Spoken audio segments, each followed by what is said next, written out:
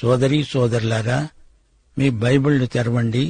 ఈరోజు మనం న్యాయాధిపతుల గ్రంథాన్ని ప్రారంభిస్తున్నాము. ముందుగా ఉపోద్ఘాతం క్లుప్తంగా, ఆ తరువాత 1-2 అధ్యాయాలు ధ్యానిస్తాము. న్యాయాధిపతుల గ్రంథం ఎంతో ప్రాముఖ్యమైనది.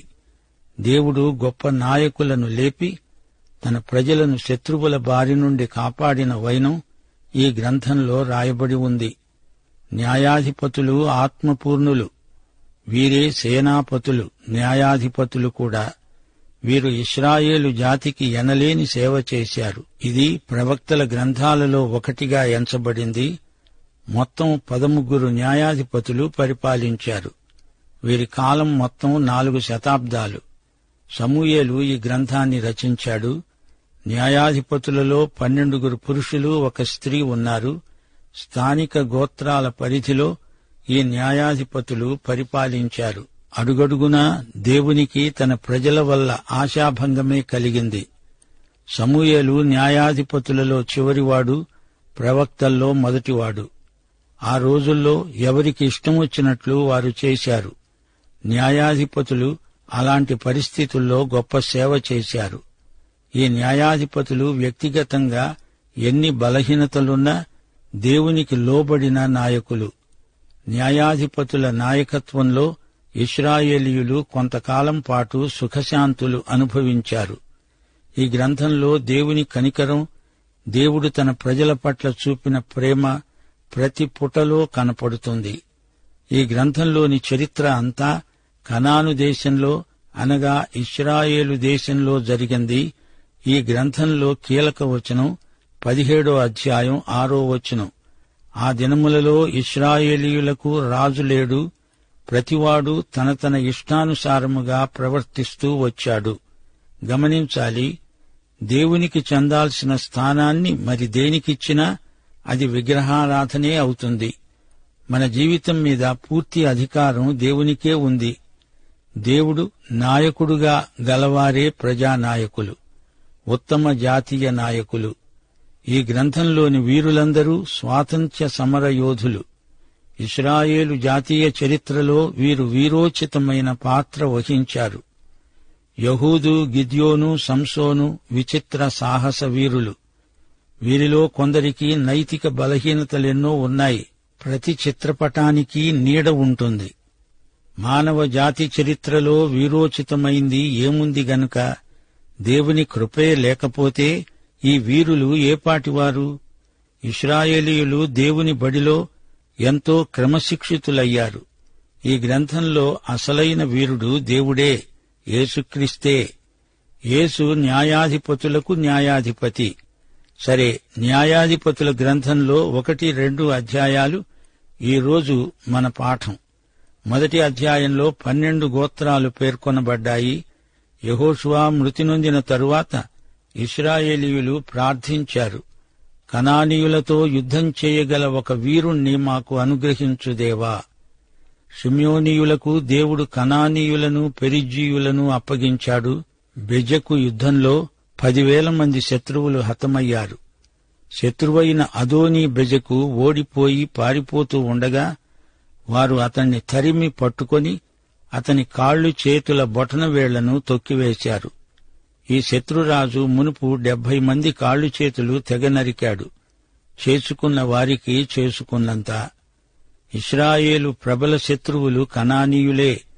యూదాగోత్రానికి కనానీయులు సాయం చేశారు.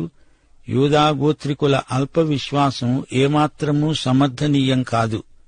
8-15 వచనం వరకు యూదావంశికులు యెరూషలేమును పట్టుకున్నారు. తరువాత హెబ్రోనును గెలిచారు. దాని తరువాత దెబీరు. ఇది కనానీయులకు సాంస్కృతిక కేంద్రం. ఈ పట్టణంలో గ్రంథాలయం ఉంది. 12వ వచనం, కాలేబు అన్నాడు, కిరియత్సేఫరు పట్టణాన్ని పట్టుకొని కొల్లగొట్టేవానికి నా కుమార్తె అయిన అక్సానిచ్చి పెళ్లి చేస్తాను. ఒత్నీయేలు ఆ పట్టణాన్ని జయించాడు. అక్సాను భార్యగా సంపాదించుకున్నాడు. అక్సా కోరిక మేరకు కాలేబు ఆమెకు మెరక మడుగులను, పల్లపు మడుగులను కూడా ఇచ్చాడు. కనానీయ మతం, వారి సంస్కృతి సభ్యతలు ఆధ్యాత్మిక విలువలు లేనివి. నైతికంగా వారి మతం భ్రష్టుపట్టింది. వరసకు ఒత్నీయేలు కాలేబుకు మేనల్లుడు, ఇప్పుడు అల్లుడయ్యాడు. ఒత్నీయేలు ఒక న్యాయాధిపతి అయ్యాడు. అతని అర్హతలేవి? అతడు కాలేబు అల్లుడు, అక్సా భర్త. ఇందులో బంధుపక్షపాతం ఉంది. అవును, బంధుప్రీతి మానవ సహజం. ఈ అధ్యాయంలో అపజయం పొందిన 10 గోత్రాలు పేర్కొనబడ్డాయి. ఈ గోత్రాలన్నిటిలో ఓటమి మనస్తత్వం గూడు కట్టుకుని ఉంది. యూదా వంశస్థులు తమ సహోదరులైన షిమ్యోనీయులతో పోయి హోర్మా అనే పట్టణాన్ని స్వాధీనం చేసుకున్నారు.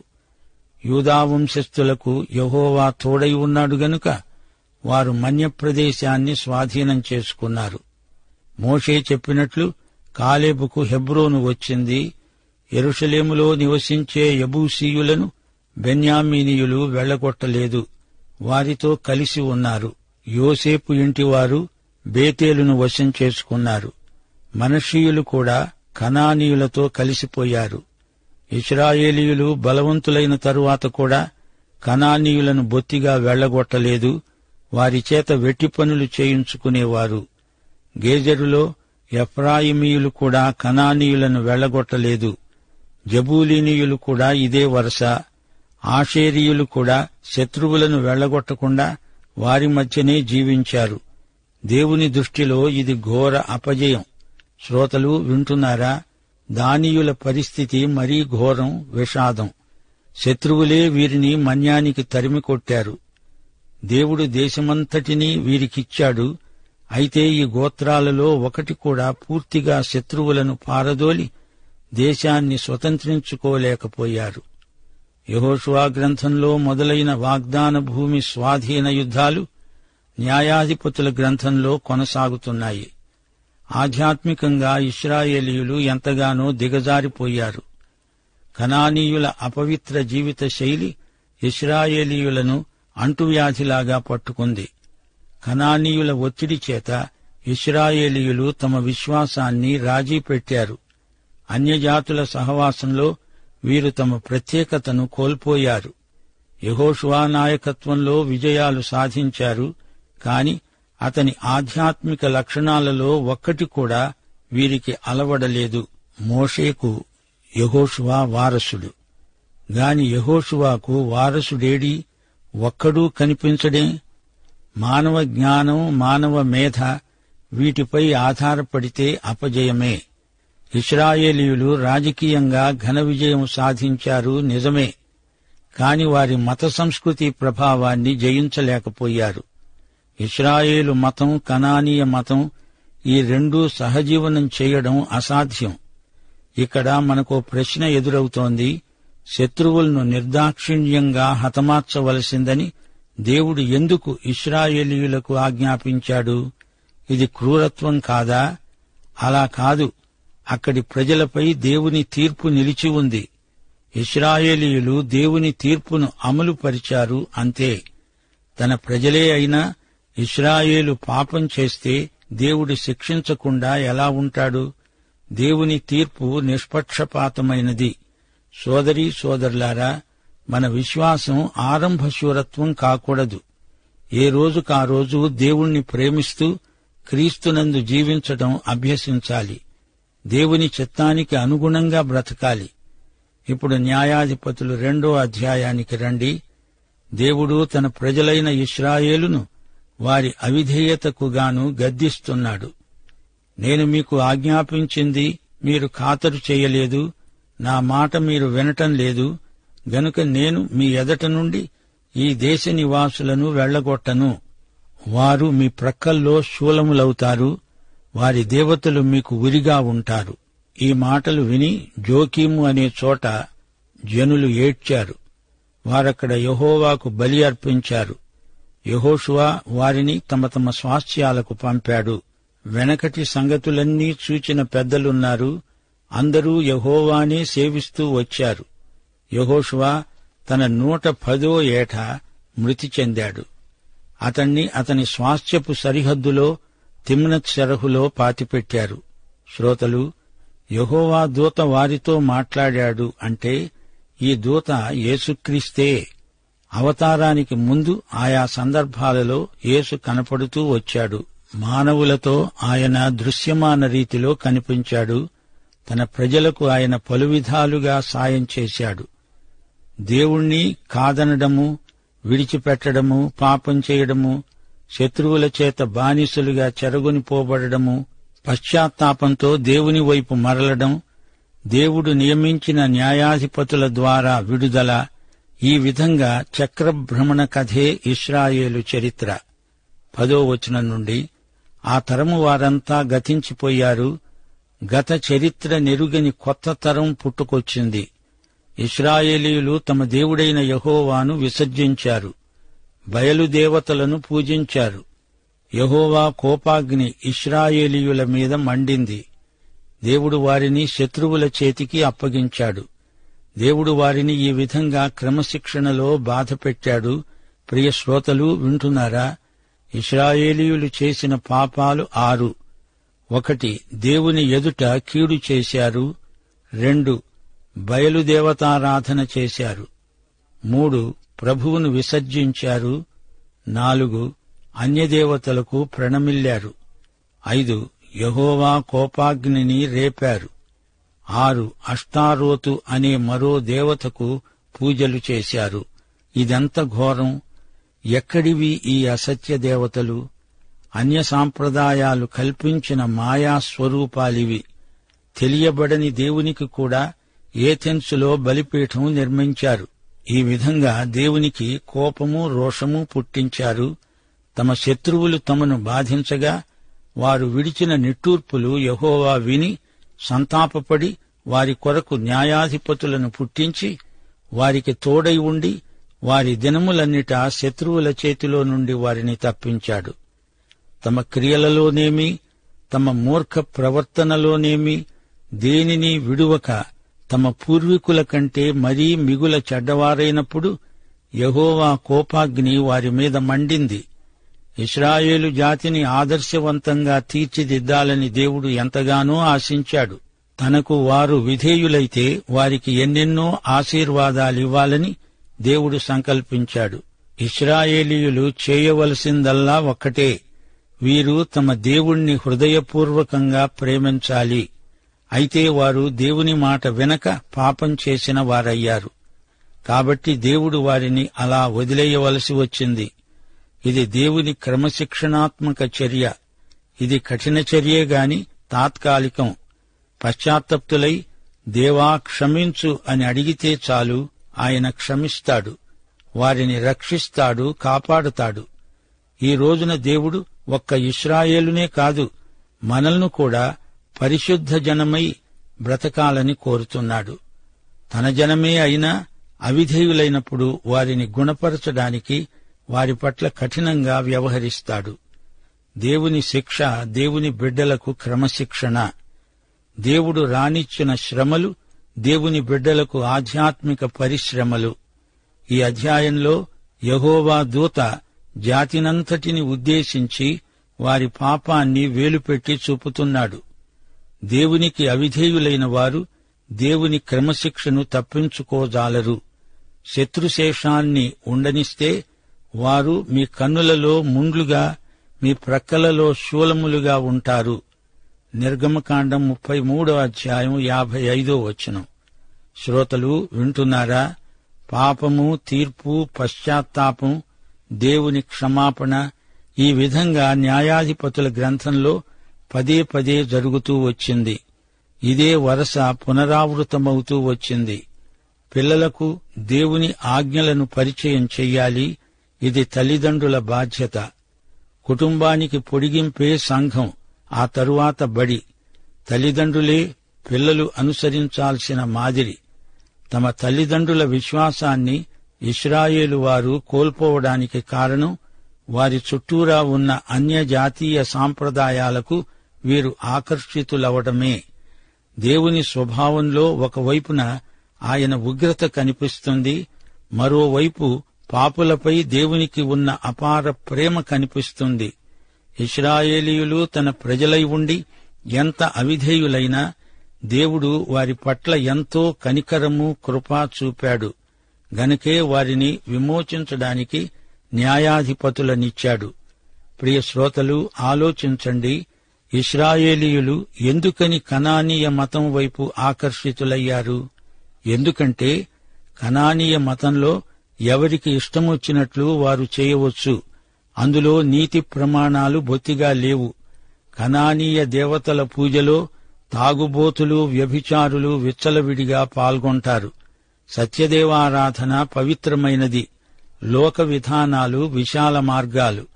పరలోక మార్గం ఇరుకైనది.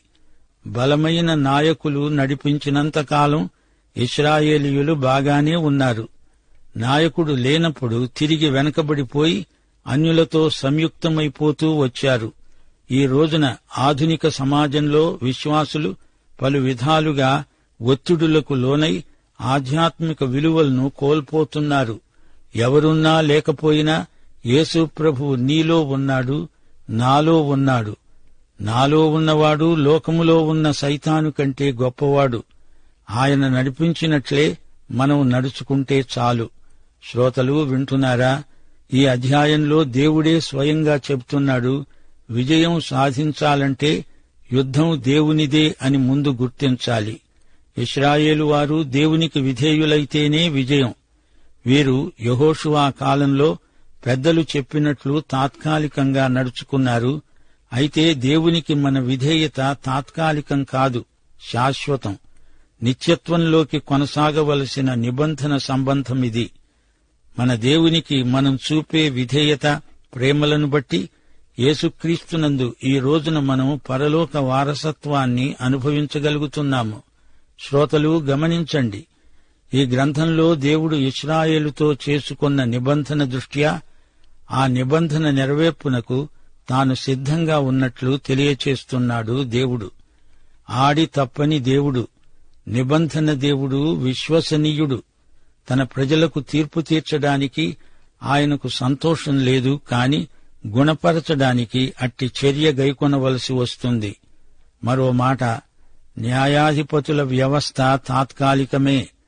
తన ప్రజలలో అరాచకం చెలరేగే సమయంలో స్థానిక శత్రువుల బారి నుండి వారిని రక్షించడానికి దేవుడు న్యాయాధిపతులను నియమించాడు. ఈ న్యాయాధిపతులే సేనాపతులు, న్యాయ నిర్ణేతలు, పరిపాలకులు. ఇదంతా దేవుని దీర్ఘకాలిక ప్రణాళికలో ఒక భాగం మాత్రమే. రానురాను ఇశ్రాయేలు వారి హృదయాలు మెత్తబడడానికి బదులు గట్టిపడుతూ వచ్చాయి. ఆదికాండం మొదలుకొని దేవుడు చెప్తూనే ఉన్నాడు, విధేయులకు ఆశీర్వాదం, అవిధేయులకు శాపం. ఇశ్రాయేలీయులు విధేయులై ఉండగా ఏ శత్రువు వీరి ఎదుట నిలువలేకపోయాడు. గాని ఇప్పుడో వీరి అవిధేయత కారణంగా శత్రువు ఎదుట నిలువలేకపోతున్నారు. ఎంత విషాదకరం! ప్రియ శ్రోతలు వింటున్నారా? మిమ్ములను శత్రువుల చేతికి అప్పగిస్తా అన్నప్పుడు దేవుడు ఎంత బాధతో, విసుగుతో ఆ మాట అని ఉంటాడో మీరు ఊహించగలరా? విరోధుల చేతిలో మిమ్ములను పెట్టేస్తా అన్నప్పుడు ఒక తండ్రి తన కుమార్తెను పరాయి వ్యక్తికి బానిసగా అమ్మవలసి వచ్చినప్పుడు అనే మాటలాగా ఇది ధ్వనిస్తోంది. న్యాయాధిపతుల గ్రంథంలో ఇశ్రాయేలు అపజయ పరంపర మొదలైంది. రాజుల కాలంలో, ఆ తరువాత పరాయి రాజుల నుండి, చెర నుండి విడుదల సందర్భంలో ఇశ్రాయేలు ప్రజల అపజయాలు ఎన్నెన్నో. తన ప్రజలు తనకు దూరమైపోతూ ఉంటే, తన బిడ్డలే తనను మరచిపోతే దేవునికి కోపం హెచ్చుతుంది. ఇశ్రాయేలు బయలుదేవతను పూజిస్తూ ఉంటే చూచి దేవుడు ఎంత మండిపడ్డాడో ఊహించగలరా? అసలు ఈ బయలు సూర్యదేవుడు. ఉన్నత స్థలాలలో బయలుదేవతకు బలిపీఠాలు నిర్మిస్తారు. సూర్యోదయ సూర్యాస్తమయ వేళల్లో బయలును ఆరాధిస్తారు. కాని ప్రియ శ్రోతలు, క్రీస్తునందే ఆధ్యాత్మిక సంస్కృతి అర్థవంతమైనది. ప్రియ సోదరా, సోదరి, నువ్వు ఈ యేసు ప్రభువును స్వకీయ రక్షకునిగా ఎరుగుదువా? పాఠం ఇంతటితో సమాప్తం.